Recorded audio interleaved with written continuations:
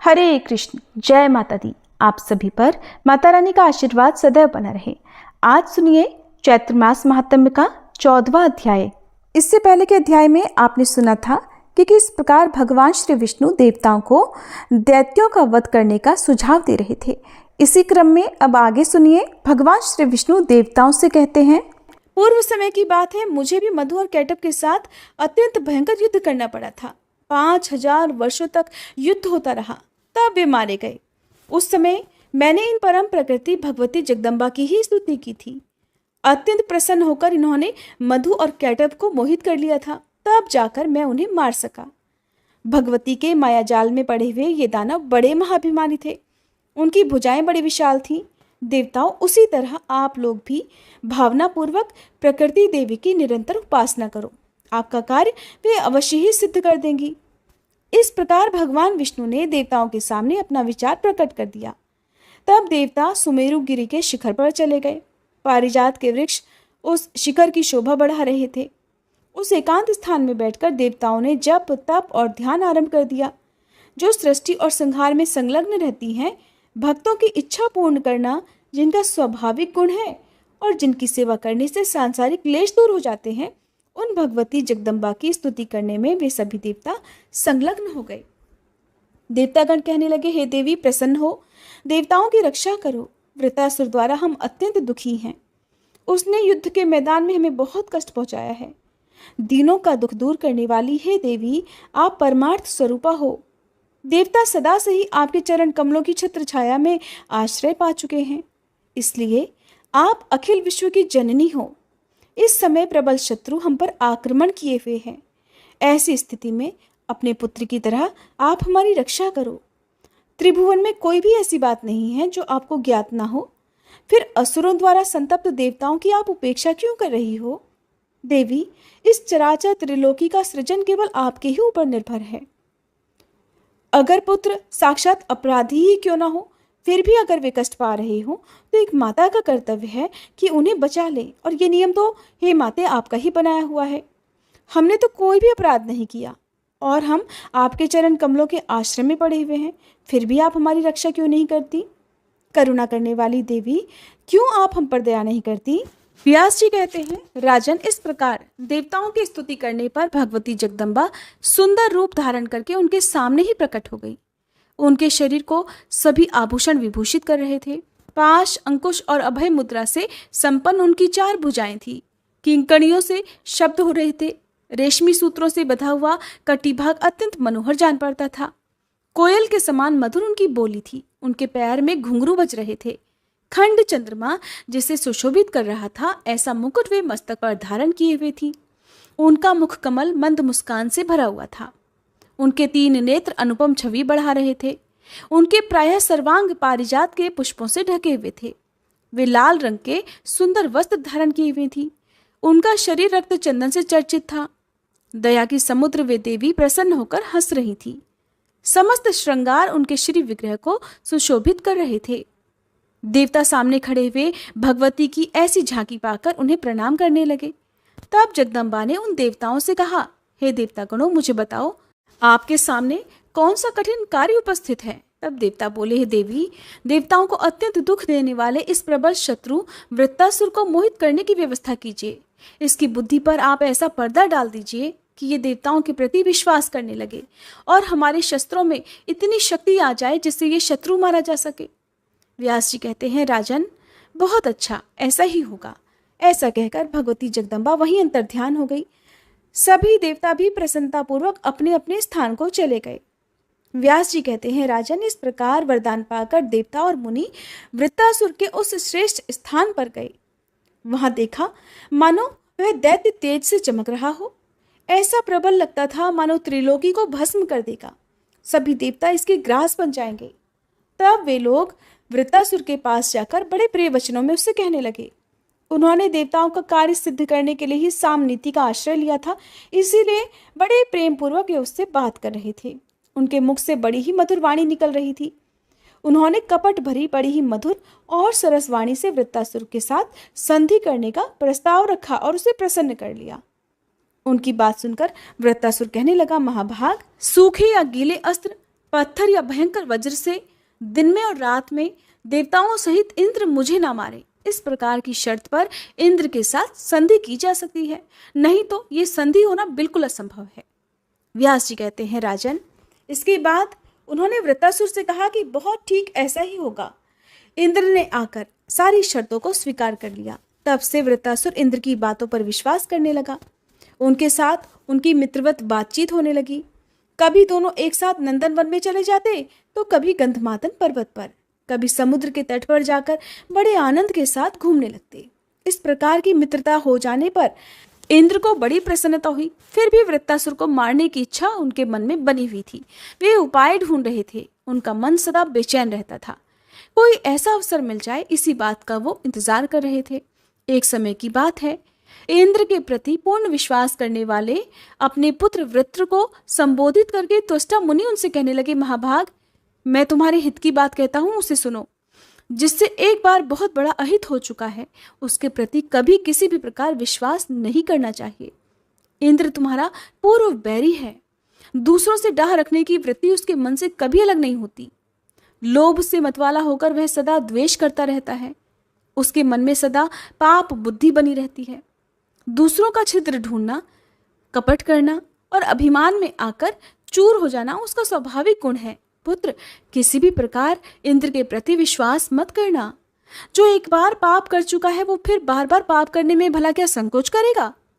व्यास जी कहते हैं, राजन, इस प्रकार की हितपूर्ण बातें कहकर त्वष्टा ने अपने पुत्र को भली भांति समझाया, किंतु माया के वशीभूत हो जाने के कारण उसने उन बातों पर ध्यान ही नहीं दिया। एक समय की बात है, इंद्र ने वृत्तासुर को समुद्र के तट पर देखा। उस समय अत्यंत भयंकर संध्याकालीन बेला प्रतीत हो रही थी। इसके बाद महात्माओं ने जो वरदान दिया था वो बातें इंद्र के ध्यान में आ गई। सोचा, इस समय भयंकर संध्या सामने उपस्थित है। इसे न रात माना जाता है और न दिन ही। अब इसी अवसर पर इस शत्रु को बल प्रयोग करके मार डालना चाहिए। ये बात बिल्कुल ठीक लग रही है। जहां निर्जन स्थान में यह अकेला ही मिल भी गया है, इससे बढ़कर उपयुक्त समय भला और कौन होगा। ऐसा मन ही मन विचार करके इंद्र ने उसे तुरंत ही मार डालने का विचार किया। परंतु उसके मन में इस प्रकार की चिंता उठने लगी कि इस शत्रु को मैं कैसे मारूं, क्योंकि ये तो अजय है। इंद्र इस प्रकार सोच ही रहे थे कि समुद्र में बहते हुए पानी के फेन पर देवराज की दृष्टि पड़ गई। ये फेन अर्थात झाग ऐसा जान पड़ता था मानो पर्वत का टुकड़ा हो।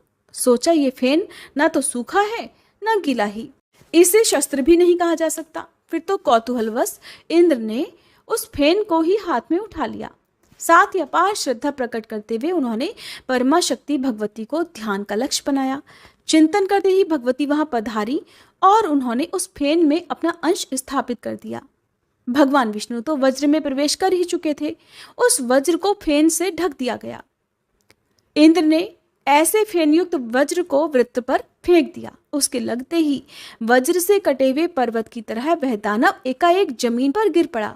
उसी क्षण उसके प्राण प्रयाण कर गए। अब देवराज इंद्र के आनंद की सीमा नहीं रही। शत्रु का नाश हो जाने पर इंद्र ने बड़ी प्रसन्नता के साथ सभी देवताओं को एकत्रित किया और वे उन भगवती जगदम्बा की आराधना में संलग्न हो गए, जिनकी कृपा से शत्रु को मारने में उन्होंने सफलता प्राप्त की थी। अनेक प्रकार के स्तोत्रों का उच्चारण करके वे देवी को प्रसन्न करने लगे। पद्मराग मणि से भगवती की मूर्ति बनाई गई। उसे अपने दिव्य उपवन में स्थापित कराया और उसी में उन पराशक्ति की भावना करके देवी को प्रसन्न करने का सुअवसर प्राप्त किया। सभी देवता भी तीनों समय प्रातः, मध्याह्न और सायं विशेष रूप से देवी की अर्चना करते थे। तभी से भगवती श्री देवी देवताओं की कुल देवी हो गई। घर घर उनकी उपासना अनिवार्य हो गई। फिर त्रिलोकी में सर्वाधिक आदर पाने वाले भगवान विष्णु की भी इंद्र ने पूजा की। महान पराक्रमी वृत्तासुर देवताओं के लिए बड़ा ही भयंकर था। उसके मर जाने पर देवगण प्रसन्न हो गए। सुखदायी पवन चलने लगी। गंधर्व, यक्ष, राक्षस और किन्नर सब के सब उत्सव मनाने लगे। इस प्रकार पराशक्ति के प्रवेश किए हुए फेन द्वारा वृत्तासुर को मारने में इंद्र बड़ी सुगमता से सफलता प्राप्त कर सके। देवी ने पहले ही उस दानव की बुद्धि कुंठित कर दी थी। इसके बाद तो त्रिलोकी में ये बात फैल गई कि देवी ही वृत्तासुर का संहार करने वाली है। उन्होंने इंद्र के द्वारा ही से मरवाया था, इसलिए इंद्र ने इसका वध किया है, ऐसा कहा जाता है। व्यास जी कहते हैं, राजन, वृत्तासुर की जीवन लीला तो समाप्त हो गई, पर वृत्रवध की हत्या के भय से इंद्र अत्यंत घबराए हुए अमरावती से धारे। मुनियों के मन में भी आतंक छा गया। वे सोचने लगे कि इस शत्रु को मारने के लिए हमने ये कितना नीच कर्म कर डाला। निश्चय ही हमारे धोखे में पड़कर ही ये मारा गया है। आज इस इंद्र के संपर्क में आने से हम जो मुनि कहलाते थे वह मुनि शब्द ही व्यर्थ हो गया। आज तो हम भी विश्वासघाती बन गए। पाप को पैदा करने वाली और अनर्थों की जननी इस ममता को धिक्कार है। पापियों को परामर्श देने वाला, बुद्धि देने वाला, प्रेरित करने वाला और पापियों का समर्थन करने वाला भी उतने ही पाप का भागी होता है। धर्म, अर्थ, काम और मोक्ष, इन 4 पदार्थों में धर्म और मोक्ष ये 2 ही सार पदार्थ हैं, सो नष्ट हो गए। इस प्रकार की मानसिक चिंता से अत्यंत संतप्त होकर वे मुनि लोग भी अपने आश्रम पर चले गए। उनके मुख पर उदासी छाई हुई थी। राजन, इंद्र ने मेरे पुत्र को मार डाला है, ये अप्रिय समाचार सुनकर त्वष्टा रो पड़े। दुख से उनका हृदय धधक उठा। वे बार बार शोक प्रकट करने लगे। फिर अत्यंत शोकाकुल होकर जहां वृत्र की लाश पड़ी हुई थी वहां गए। उसे देखा और उसके पारलौकिक संस्कार की व्यवस्था विधिवत संपन्न की।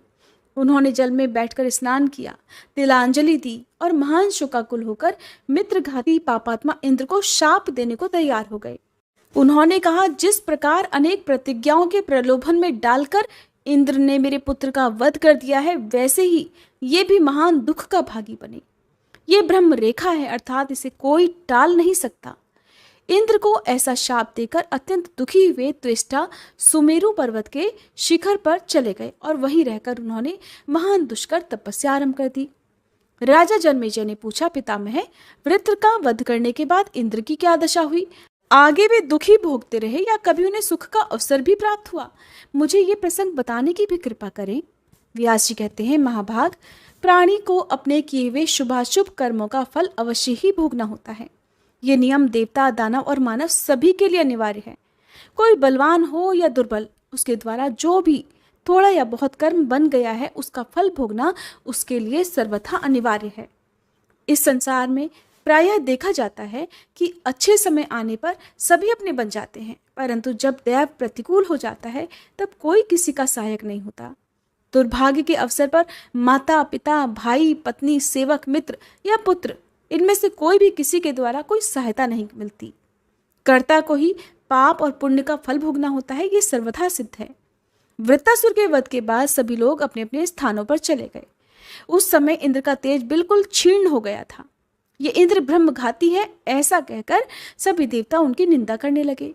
कौन ऐसा व्यक्ति है जो प्रतिज्ञा पूर्वक सत्य वचन से बंध जाने पर भी अपने विश्वस्त और मित्र बने हुए मनुष्य के प्राण हरण करने में तत्पर हो जाए?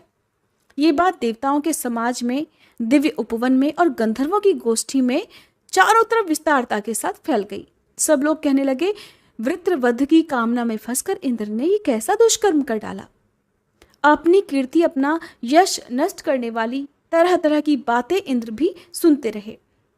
जगत में जिसकी कीर्ति नष्ट हो गई, उस व्यक्ति के कलुषित जीवन को धिक्कार है। रास्ते में जाते हुए ऐसे व्यक्ति को देखकर शत्रु भी हंस पड़ते हैं। इंद्रद्युम्न राजर्षि माने जाते थे। उन्होंने कुछ भी पाप नहीं किया था, किंतु कीर्ति नष्ट हो जाने के कारण वे भी स्वर्ग से ढकेल दिए गए। फिर जो स्वयं पाप कर्म कर चुका है वो कैसे नहीं गिरेगा? राजा ययाति भी बहुत थोड़े अपराध पर स्वर्ग से बहिष्कृत कर दिए गए थे। ऐसे ही एक राजा थे जिन्हें 18 युगों तक कर्कट की योनि में रहना पड़ा। सभी सिद्धियों के घर में रहते हुए भी इंद्र के मन में शांति नहीं थी। वे सभा में बिल्कुल बैठते ही नहीं थे। वे भय से घबराकर जोर जोर से श्वास लिया करते थे और कभी कभी तो मूर्छित भी हो जाते थे। ये स्थिति देखकर इंद्राणी ने उनसे पूछा, प्रभु, आपका भयंकर शत्रु तो मार ही डाला गया, फिर भी आप इतने भयभीत क्यों हैं? शत्रु पर विजय प्राप्त करने वाले हे स्वामिन, कौन सी चिंता आपको बेचैन कर रही है? लोकेश, आप एक साधारण प्राणी की तरह क्यों लंबी लंबी सांसें खींचते हुए सदा सोच में डूबे रहते हैं? दूसरा कोई बलवान शत्रु तो दिखता भी नहीं जिससे आप इतने चिंतातुर हो गए। तब इंद्र ने कहा, यद्यपि कोई बलवान शत्रु मेरे सामने नहीं है, फिर भी ब्रह्महत्या के भय से मैं इतना डर गया हूं कि घर में रहते हुए भी मुझे सुख नहीं है, ना ही शांति है। ना तो मुझे नंदन वन में ही सुख मिल रहा है और न अमृत तथा वह देव प्रसाद ही सुख दे पा रहे हैं। गंधर्वों के गान और अप्सराओं के नृत्य भी मुझे सुखकर नहीं लग रहे। तुम जैसी सहधर्मिणी और अनेक प्रकार की देवांगनाएं भी मुझे सुखी नहीं कर पाती। कामधेनु, गऊ और कल्प वृक्ष से भी मैं सुख नहीं पा रहा। क्या करूं, कहाँ जाऊं, कहाँ जाने से मेरा कल्याण होगा? प्रिय, इसी चिंता से व्यग्र रहने के कारण मेरे मन में आग धधक रही है। व्यास जी कहते हैं, राजन, अत्यंत घबराई हुई अपनी प्रिय पत्नी शची से ऐसी बातें कहकर इंद्र घर से निकल पड़े और मानसरोवर पर चले गए। भय से उनका कलेजा कांप रहा था। शोक के कारण उनकी शक्ति क्षीण हो गई थी। वे उस उत्तम सरोवर में जाकर एक कमल के नाल में छिप गए। उस समय इंद्र को कर्तव्य का ज्ञान ही नहीं रहा, क्योंकि घृणित कर्म करने से उनकी प्रतिभा जो नष्ट हो गई थी। वे जल के अंदर उस कमल नाल में छिपकर ही अपना समय बिता रहे थे, मानो सांप जीवन रक्षा के लिए प्रयत्नशील हो। उस अवसर पर उनका कोई भी सहायक नहीं था। चिंता से व्याकुलता बढ़ गई थी, इंद्रियों में क्षोभ उत्पन्न हो गया था। राजन, जब ब्रह्म हत्या के भय से दुखी होकर इंद्र वहां से चले गए, तब देवताओं का मन चिंता से अत्यंत संतप्त हो गया। अनेक प्रकार के उत्पात होने लगे। उपद्रवों से अभिभूत सारे जगत में कोई शासक ही नहीं रहा। मेघों ने पानी बरसाना बंद कर दिया। पृथ्वी में धान्य उपजाने की शक्ति नहीं रही। नदियों की धाराएं टूट गईं। तालाब बिना जल के हो गए। इस प्रकार की अराजकता फैल जाने पर सभी देवताओं और मुनियों ने परस्पर विचार करके नहुष को इंद्र पद पर नियुक्त कर दिया। राजन, यद्यपि नहुष धर्मात्मा था, फिर भी इंद्र बन जाने पर उसके मन में राजसी वृत्ति उत्पन्न हो गई। फलस्वरूप वह विषयों में आसक्त हो गया। एक समय की बात है, शची के गुणों को सुनकर उन्हें पाने के लिए नहुष के मन में इच्छा उत्पन्न हो गई। इसलिए उसने ऋषियों से कहा, मेरे पास इंद्राणी क्यों नहीं आती? देवताओं, आप सभी लोगों ने ही इस समय मुझे इंद्र बनाया है, इसलिए मेरी सेवा करने के लिए शची को भी यहाँ भेजा जाए। इस अवसर पर देवताओं और मुनियों को सभी प्रकार से मेरा प्रिय कार्य करना चाहिए, क्योंकि मैं उनका इंद्र हूँ। सभी लोक पर मेरा शासन है, इसलिए मुझे प्रसन्न करने के लिए शची शीघ्र ही मेरे महल में आ जाए। नहुष की ये दोषपूर्ण बात सुनकर देवताओं और ऋषियों के मन में चिंता के कारण घबराहट हो गई। वे इंद्राणी के पास गए और मस्तक झुकाकर कहने लगे, इंद्राणी जी, दुरात्मा नहुष अब आपको पाने की इच्छा प्रकट कर रहा है। उसने क्रोधित होकर हमसे ये वचन कहा है कि शची को यहाँ भेजा जाए। उसके अधीन रहने वाले हम कर ही कह सकते हैं, क्योंकि इस दुरात्मा को तो इंद्र ही बना दिया गया है। देवताओं और ऋषियों द्वारा नहुष की ये अप्रिय बात सुनकर शची का मुख मुरझा गया। वे बृहस्पति जी से कहने लगी, ब्राह्मण, मैं आपकी शरण में आई हूँ, नहुष से मेरी रक्षा कीजिए। तब बृहस्पति जी कहने लगे, देवी, पापांध नहुष से आप किंचित मात्र भी भय मत करो। वत्से, सनातन धर्म का परित्याग करके मैं तुम्हें उसके पास नहीं जाने दूंगा। शरण में आए हुए दुखी व्यक्ति को जो नीच मनुष्य आश्रय नहीं देता, उसे युग पर्यंत नरक की यातना भोगनी पड़ती है। हे शची, तुम शांत चित्त होकर विराजमान रहो, मैं कभी भी तुम्हारा त्याग नहीं करूंगा। इस प्रकार नहुष ने सुना कि शची बृहस्पति जी की शरण में चली गई हैं, तब वह उनके ऊपर भी चिल्ला उठा। उसने देवताओं से कहा, यह बिल्कुल निश्चित है कि मेरे हाथ बृहस्पति का वध होकर रहेगा। कारण मैंने सुना है कि इस मूर्ख ने अपने घर में शची को सुरक्षित रखने की व्यवस्था कर डाली है। उस समय नहुष की आकृति महान भयंकर हो गई थी। वह क्रोध से जल उठा था। उसकी ऐसी स्थिति देखकर देवता और ऋषि साम नीति का प्रयोग करते हुए नहुष से कहने लगे, राजन, अपना क्रोध दूर करो। ये खोटी बुद्धि सर्वथा त्याज्य है। पराई स्त्री के साथ प्रेम करने की धर्मशास्त्रों में घोर निंदा की गई है। शची परम पतिव्रता है, उनका आचरण बड़ा ही पवित्र है। राजन, इस समय तुम्हें त्रिलोकी का राज्य सुलभ है। तुम बड़े धार्मिक राजा हो। अगर तुम जैसा राजा धर्म से विचलित हो जाएगा तो निश्चय है कि प्रजा भी नष्ट भ्रष्ट हो जाएगी। राजा को चाहिए कि सभी प्रकार से सदाचार का पालन करे। किंतु नहुष ने कहा, देवताओं, शची मेरे पास आ जाए और ऐसा करने से तुम्हारी तो बड़ी भलाई होगी ही, वो भी परम सुखी हो जाएगी। अगर ऐसा नहीं होगा तो फिर मेरी अशांति का शमन नहीं हो सकता। ये मैं तुम्हारे सामने बिल्कुल सच्ची बातें कह रहा हूँ। तब बृहस्पति जी ने शची की रक्षा हेतु भगवती जगदम्बा की स्तुति की। स्तुति से प्रसन्न हुई जगदम्बा ने उन्हें भगवान विष्णु की शरण में जाने के लिए कहा। राजन, कर्तव्य निश्चित हो जाने पर वे परम प्रभु भगवान विष्णु के धाम में गए और उनकी स्तुति करने लगे। आदिदेव भगवान विष्णु अखिल जगत के स्वामी हैं। शरण में आए हुए व्यक्ति पर कृपा करना उनका स्वभाव ही है। अपनी वाणी व्यक्त करने में परम कुशल देवताओं ने अत्यंत उदास होकर उनसे कहा कि भगवान, देवराज इंद्र ब्रह्महत्या के दुख से अत्यंत दुखी होकर कहीं अन्यत्र कालक्षेप कर रहे हैं।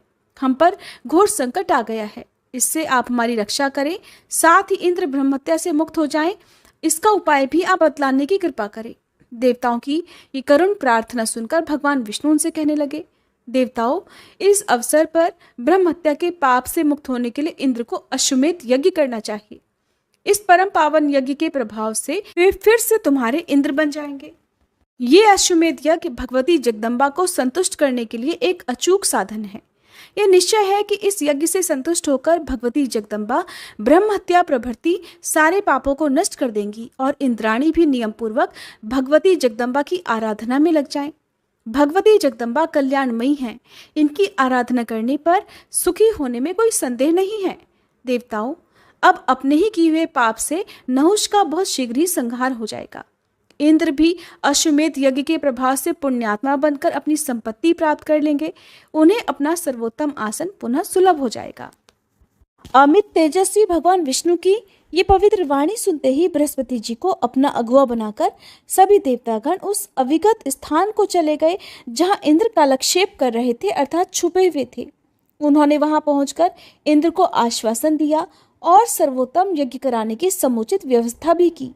उस यज्ञ के संपन्न हो जाने पर भगवान श्रीहरि वहां पधारे और उनके द्वारा ब्रह्महत्या को विभाजित करके वृक्षों, नदियों, पर्वतों और स्त्रियों पर फेंक दिया गया।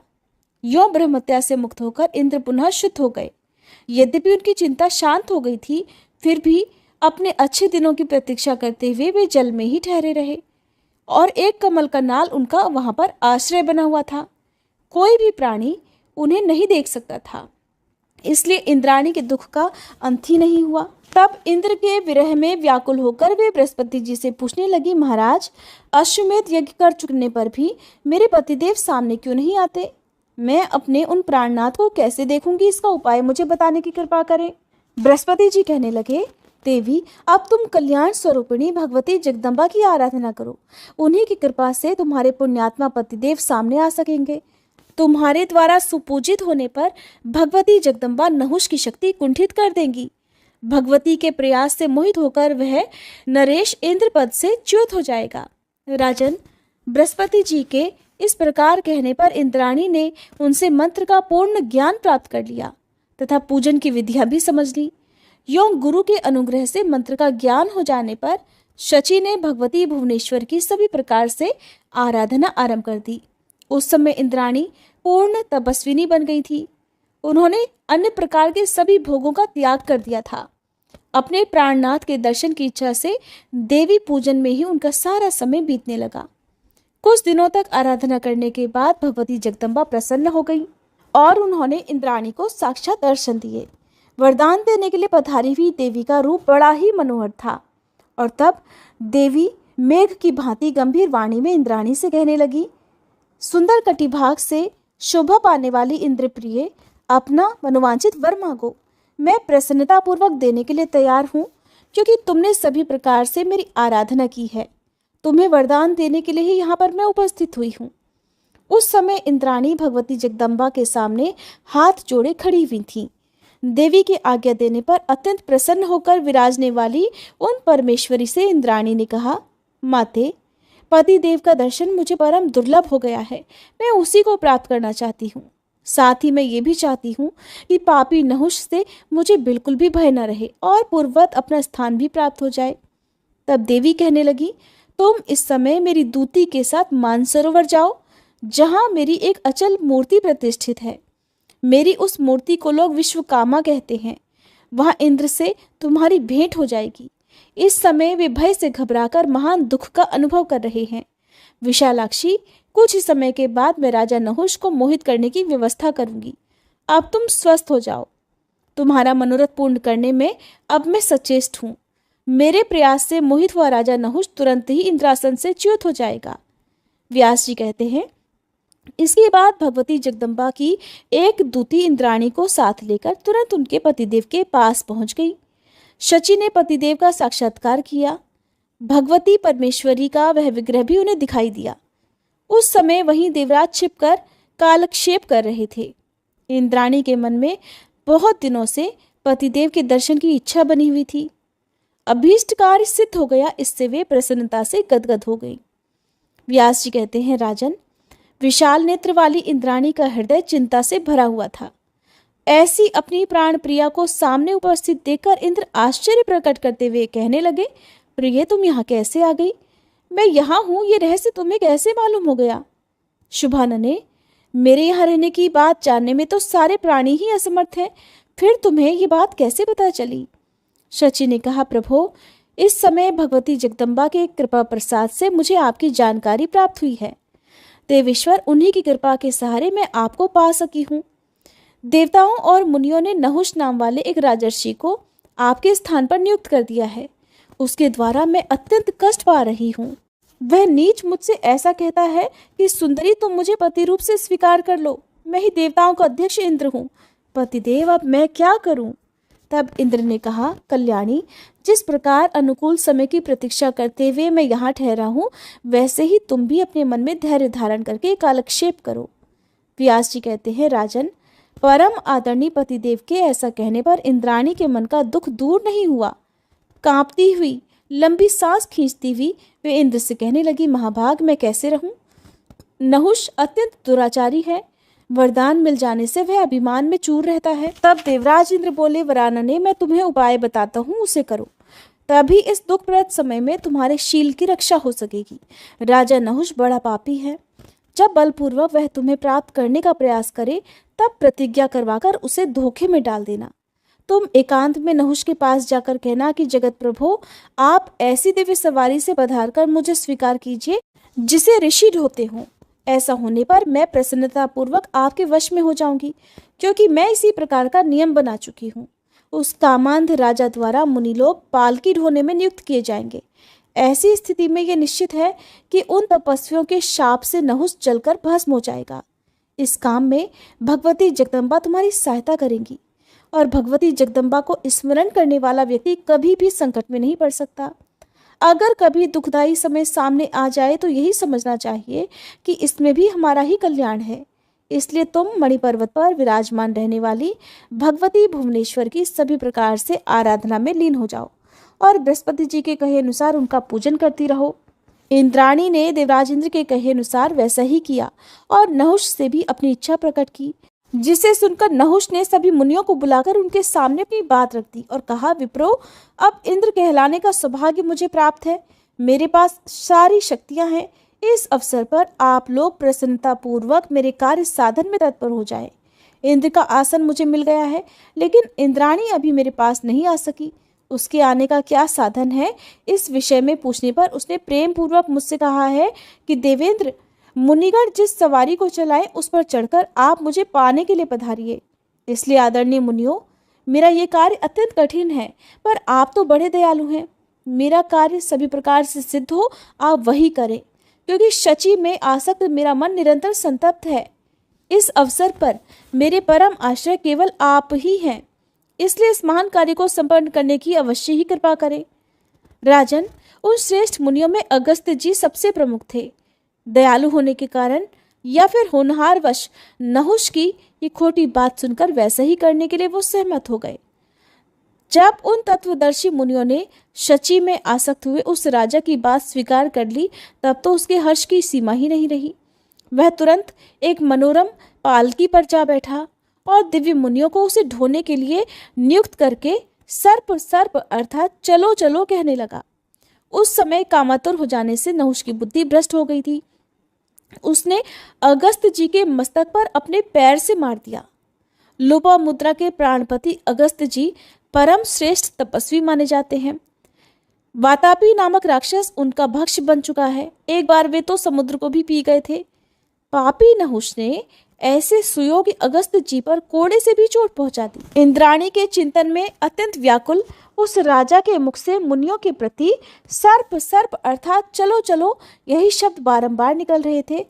फिर तो अगस्त्य जी ने क्रोधित होकर नहुष को शाप दे दिया, अरे नीच, तू वन में भयंकर शरीर वाला एक महान सर्प बन जा। इस सर्प योनि में अनेक हजार वर्षों तक तुझे अपार कष्ट भोगने पड़ेंगे। तू शक्ति संपन्न होकर वन में भटकेगा, धर्म के अंश से युधिष्ठिर नामक एक पुण्यात्मा पुरुष प्रकट होंगे, उनसे तेरी भेंट होगी। तब उनके मुख से प्रश्नों के उत्तर सुन लेने के बाद ही तो मुक्त होगा।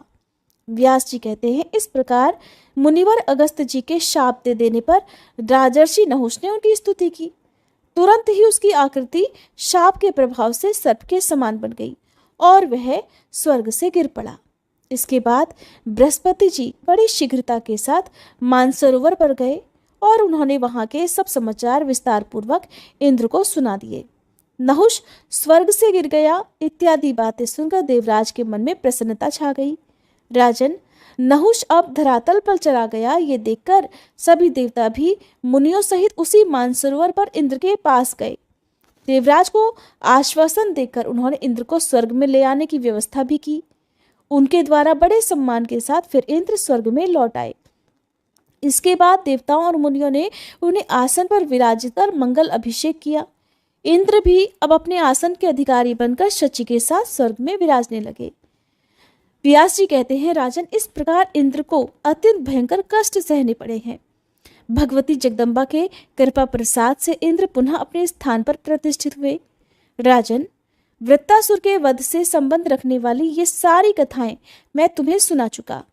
तुमने जिस विषय में प्रश्न किया है वह कथा बड़ी विलक्षण है। जो जैसा कर्म करता है उसके सामने वैसे ही फल आते हैं, क्योंकि अपने किए हुए शुभ या फिर अशुभ कर्म का फल भोगना प्राणियों के लिए अनिवार्य है, इसे कोई नहीं टाल सकता। जय माता दी। आज के अध्याय में बस इतना ही। इसके आगे का वृतांत आप सभी कल के अध्याय में जरूर सुनिएगा।